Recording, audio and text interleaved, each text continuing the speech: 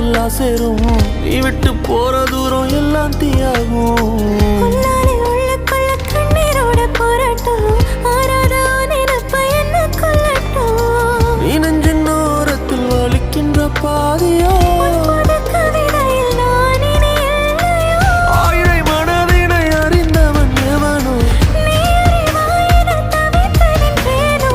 நான் உனதில்லை என்றால் இருக்கவா உயிரே உனதாய் நான் பெருக்கவா